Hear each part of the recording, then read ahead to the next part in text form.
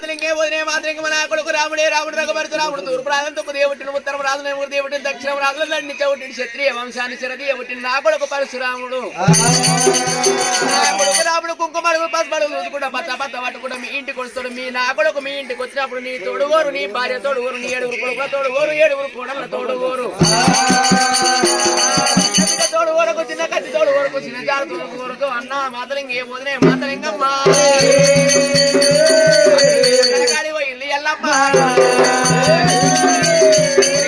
కళ్ళబార చూసినా